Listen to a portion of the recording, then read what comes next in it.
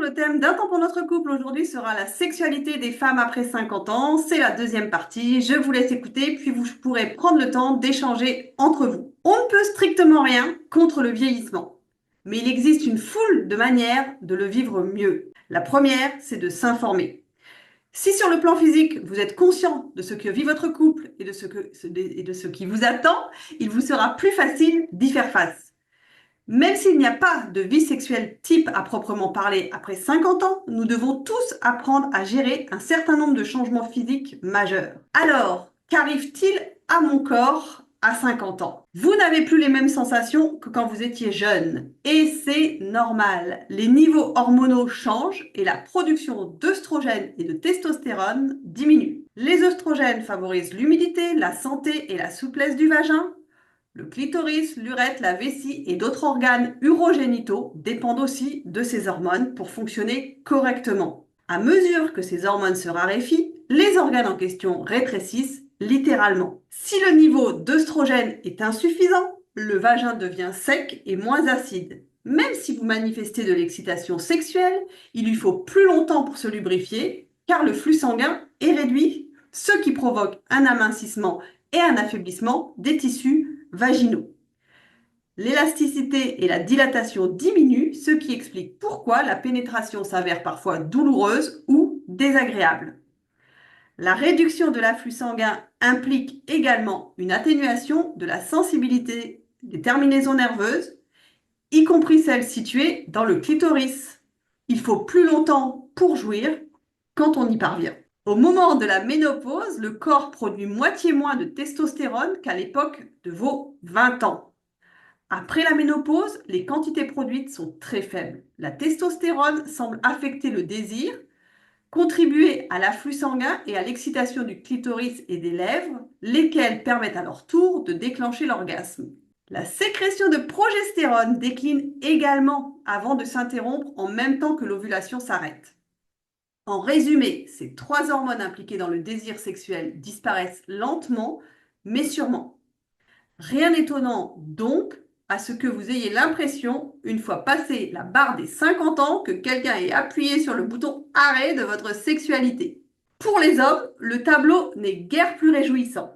Leur niveau de testostérone baisse aussi, avec pour effet des troubles érectiles, une baisse de désir et une diminution de l'afflux sanguin dans le pénis. Tout ceci entraîne une série de conséquences plutôt déprimantes. Avec la diminution de la sensibilité, il leur faut plus longtemps pour s'exciter, mais aussi pour récupérer entre deux érections. Par ailleurs, l'intensité de leurs orgasmes s'affaiblit, les éjaculations sont moins puissantes et la quantité de sperme produite est moindre. Parmi les principaux changements qui affectent notre vie sexuelle figurent les inévitables problèmes de santé chroniques qui apparaissent généralement avec l'âge, perte de la souplesse, arthrite, fatigue et baisse d'énergie. Les hommes sont particulièrement sujets à des taux élevés de cholestérol, aux troubles cardiovasculaires et au diabète de type 2. Tout ceci perturbe la circulation sanguine, ce qui peut mener à des troubles érectiles. Comme la fréquence et la qualité de leurs érections sont menacées et qu'ils jouissent moins facilement, il est fréquent que les hommes souffrent d'une perte d'estime de soi et de crises d'angoisse liées à leur performance. Quel est alors l'impact sur ma vie sexuelle? Pour de nombreuses femmes de plus de 50 ans, le sexe devient désagréable. En général, elles n'en parlent pas à leur partenaire. Elles se contentent de serrer bravement les dents pendant les rapports sexuels. Près de 3/4 des femmes éprouvent de l'inconfort durant les rapports sexuels et 1/4 demandent à leur partenaire de se dépêcher parce qu'elles ont mal. Seulement 57% des hommes sont conscients de ces phénomènes. De nombreux hommes recourent au Viagra pour résoudre les troubles sexuels liés à l'âge. Pour les femmes, ce n'est pas aussi simple et les hommes ne sont pas aussi patients. Lorsque les femmes mettent un terme à un rapport sexuel parce qu'elles ont mal, cela perturbe l'afflux sanguin et les hommes craignent de perdre leur érection. Pour les hommes âgés entre guillemets, mûrs, c'est quelque chose qui fait très peur. Avec l'assèchement et l'amincissement des parois vaginales, les femmes âgées sont davantage sujettes aux infections urinaires. Voilà encore un élément qui contribue à transformer ce qui était autrefois un plaisir en une activité qui nous rebute. Il y a quand même des raisons de se réjouir. Même si certains des changements qui affectent notre corps restent difficiles à gérer, de nombreuses modifications positives viennent les contrebalancer sur le plan émotionnel.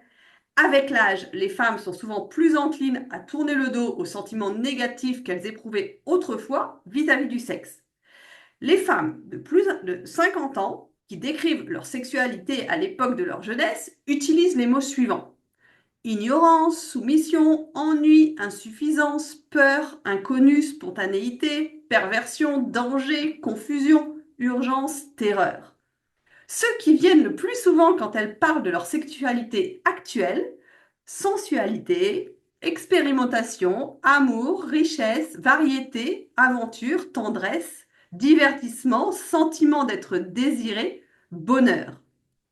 En vieillissant, nous nous soucions moins de l'opinion des autres et cela fait de nous des amantes plus confiantes. Nous sommes plus égoïstes, nous cherchons moins à nous excuser, nous faisons beaucoup moins de sacrifices, au lit comme ailleurs. Après 50 ans, on dispose en général de plus de temps, de plus d'argent, du temps à consacrer à l'autre et à se découvrir en tant qu'être sexuel. Avec l'âge également, certaines personnes acquièrent une véritable témérité. Les rapports sexuels sont moins fréquents, mais ils sont souvent de meilleure qualité. Et le fait que vous n'ayez plus les mêmes sensations pendant les orgasmes n'est pas forcément une mauvaise chose. Le sexe s'améliore avec l'âge. Les femmes deviendraient plus aventureuses.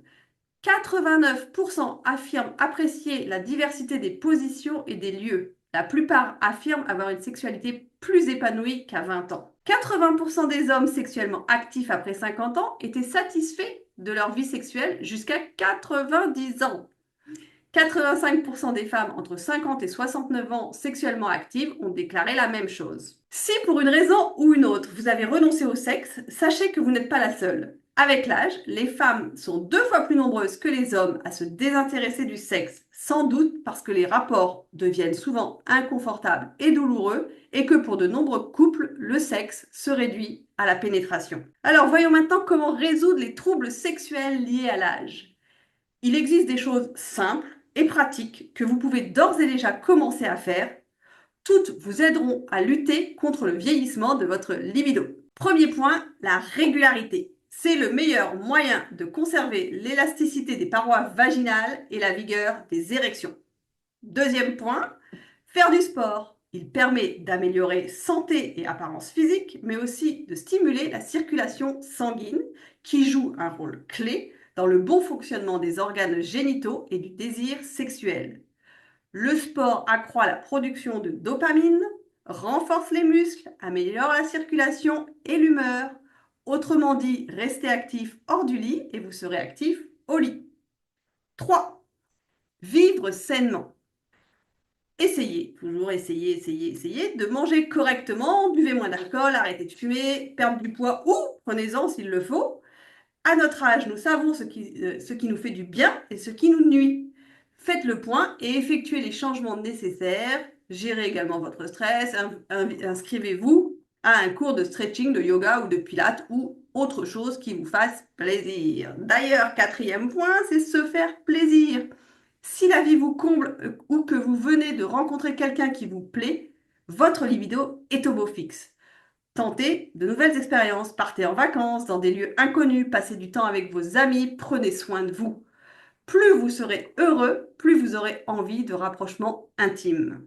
5e point, se préparer physiquement au sexe. Si vous souffrez de douleurs chroniques, pensez à des antalgiques, peu importe lesquels, médicaments ou huiles essentielles, peu importe. Si vos articulations sont raides, faites des étirements, prenez un bain ou une douche chaude avant de faire l'amour, faites tout ce qui est nécessaire pour être dans les meilleures conditions possibles, physiquement comme mentalement. 6e point, pratiquez le sexe à toute heure. Faites l'amour à différentes heures de la journée.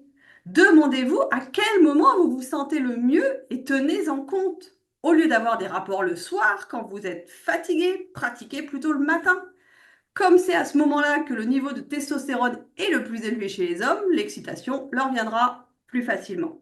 7e point, se servir du sexe comme somnifère. Il contribue à l'endormissement en stimulant la production d'ocytocine et en diminuant la sécrétion de cortisol. Pendant les orgasmes, le corps produit également de la prolactine, une autre hormone qui favorise la détente et le sommeil. Chez les femmes, le sexe booste le niveau d'œstrogène, ce qui améliore le sommeil profond et soulage le stress. Huitième point, dormir davantage. Chez les femmes ménopausées, il existe un lien direct entre dérèglement du sommeil et troubles sexuels. 9. Changer de position. Problème de dos, articulation douloureuse, de genoux, de hanche, arthrite. Vous pouvez ajouter des coussins pour soutenir certaines parties de votre corps. Tenter des positions côte à côte, comme la cuillère par exemple. 10e point, le lubrifiant ou l'huile de coco bio, comme je l'ai déjà dit dans certaines vidéos, est votre meilleur ami. Utilisez-en, quelle que soit votre activité sexuelle, relations génitales, caresses manuelles, séances en solo avec votre sextoys. Là encore, c'est une pratique qui pourrait révolutionner votre vie sexuelle dans la mesure où la sécheresse vaginale rend les rapports terriblement inconfortables. 11e point, je viens d'en parler, les sextoys sont vos alliés. Ils permettent de résoudre bon nombre de problèmes en maintenant votre activité sexuelle si vous êtes célibataire ou en favorisant les érections et la stimulation en cas de diminution de la sensibilité. Et enfin, 12e point, les préliminaires. Avant tout, les activités qui vous servent d'amuse-bouche, sexe oral et caresse manuelle, acquièrent soudain le statut de plat de résistance. Dans la sexualité d'une femme, c'est ce qui peut arriver de mieux. La pénétration est l'un des pires moyens de stimuler le clitoris et donc d'amener les femmes à l'orgasme. Dans la mesure où les deux partenaires comptent davantage sur le sexe oral et la masturbation, le savoir-faire devient essentiel. Voilà, pour travailler ce thème, je me suis fortement inspirée du livre Le sexe est encore meilleur après 50 ans de Tracey Cox. Pour ma partie, c'est fini. À vous d'échanger maintenant, de prendre le temps de commenter ce que vous avez entendu en donnant à tour de rôle votre point de vue et en écoutant bien évidemment celui de l'autre. Si vous avez des questions, n'hésitez pas à les poser sous la vidéo. J'essaierai d'y répondre, soit dans les commentaires, soit par une autre vidéo. C'était Un temps pour votre couple avec Sophie Caldier, thérapeute de couple, psychologue clinicienne et sexothérapeute. Je vous souhaite une belle journée et je vous dis à bientôt pour de nouveaux sujets.